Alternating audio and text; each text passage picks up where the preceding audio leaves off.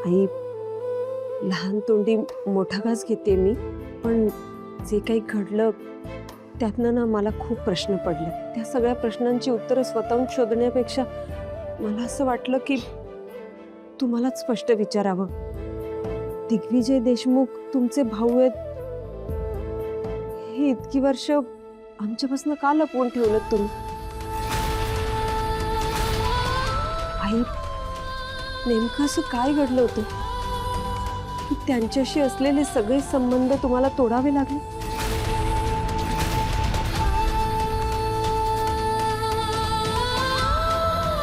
लक्ष्मी, तू काळजी करू नकोस.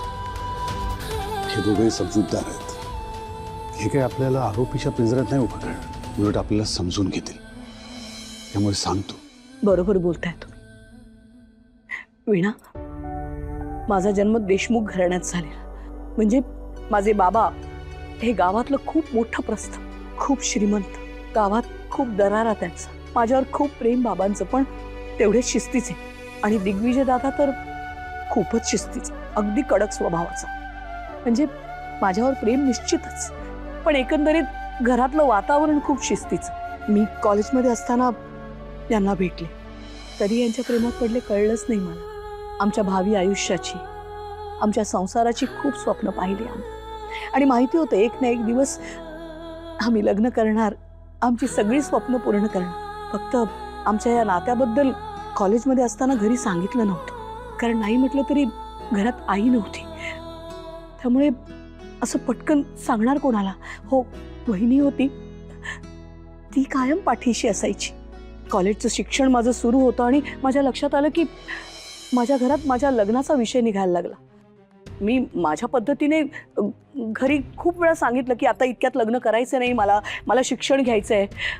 पण एक काही दिवसांनी माझ्या लक्षात आलं की माझं हे कोणी ऐकत नाहीये. हळूहळू मला स्थळं यायला लागली आहेत.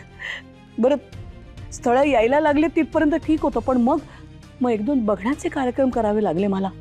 त्यानंतर मात्र घाबरले मी.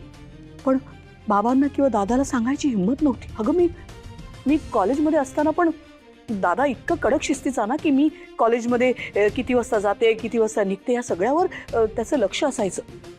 आवडायचं नाही मला हे, पण मला हे माहिती होतं की दादाला काळजी आहे, खूप प्रेम आहे. पण आता श्रीनिवासबद्दल यांना कसं सांगणार ते कळत नव्हतं. मग माझ्या लक्षात आलं की नाही, त्या मुलाशी माझं लग्न आता होणार. घाबरले, घरी बोलण्याचं धाडच नव्हतं. पण हे सोडून मी दुसरं कुणाशीच लग्न करू शकणार नव्हते. पण मग जसं माझं लग्न ठरवायला निघाले दादा आणि बाबा, तसं मी यांना म्हटलं की आता एकच पर्याय, आपल्याला पळून जाऊन लग्न करावं लागणार. त्यांनी पण हिंमत दाखवली. त्यांनी मला दिलेला शब्द पाळला आणि आम्ही देवळात जाऊन लग्न केलं. लग्न केल्या केल्या माझ्या माहेरी आलो. बाबांचा, दादाचा आशीर्वाद घे. वाटलं होतं मी लग्न केले हे बघितल्यानंतर बाबा थोडे चिडतील, पण स्वीकारतील आमचं नातं. इतकी वर्ष भरभरून प्रेम दिलं मला बाबांनी. गावभर सांगायचे माझी लक्ष्मी म्हणजे माझा अभिमान आहे. आम्ही घेतलेल्या निर्णयाला समर्थन देतील, मला माफ करतील आणि आमचा स्वीकार करतील. पण नाही, बाबांनी तोंड फिरवलं. दादाने भरपूर अपमान केला, इतका अपमान केला. त्यांना वाटेल तसं बोलते. त्यांच्या आर्थिक परिस्थितीवरून राहतं घर नाहीये याबद्दल बोलते. वाटेल तसा अपमान करून यांना घराबाहेर काढलं. याच्या डोक्यावर साधं छप्पर देखील नाहीये आणि तुम्ही अशा फाटक्याशी लग्न केलं. याच्या प्रेमात पडायला तुम्हाला लाज कशी नाही वाटली?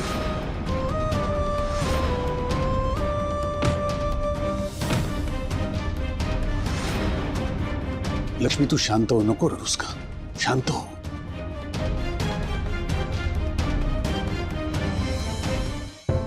मीना, वेंकी, तुमची आई आत्ता रडतीये, पण म्हणून ती कमजोर आहे असं समजू नका.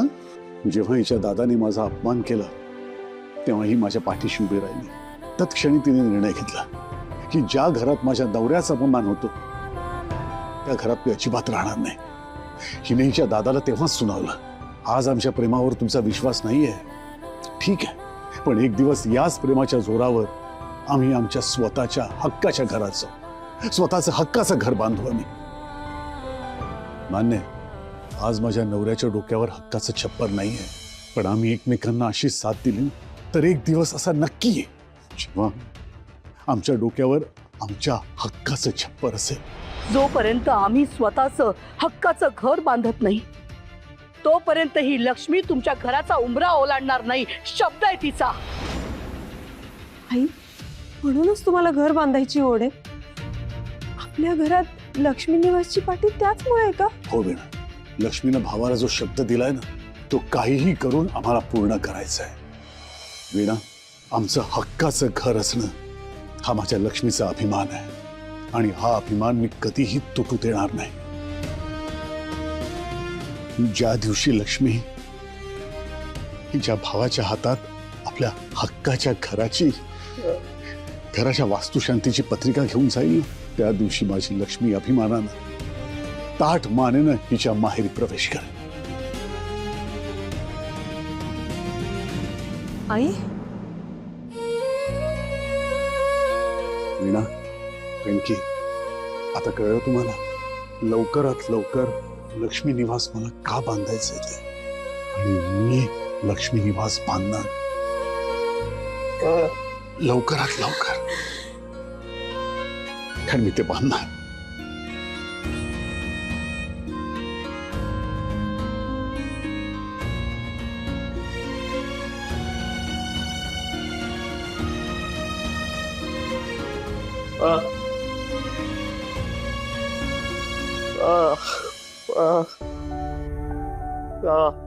मी शपथ घेतो की आई बाबांचं घर बांधायला मी पैसे कमाव।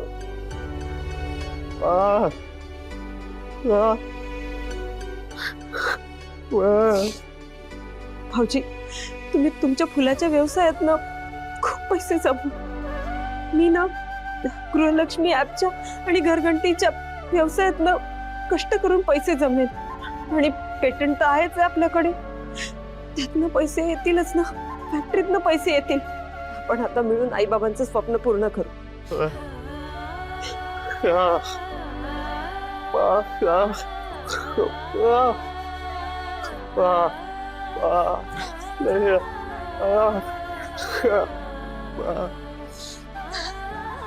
खरंय, हे आपल्या सगळ्यांचंच स्वप्न आहे।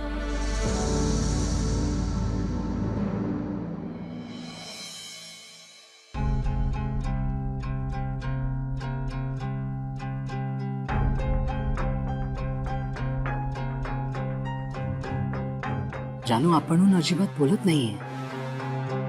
ती अजूनही माझ्यावर नाराज असेल का? ती रात्रीत मला सोडून तर जाणार नाही ना? मला माहितीये जैन, तू नक्की काय विचार करतोयस। इथून पुढचा प्रत्येक क्षण तुला मी कधीही सोडून जाऊ शकते, याच भीतीखाली जगावा लागणार आहे तुला।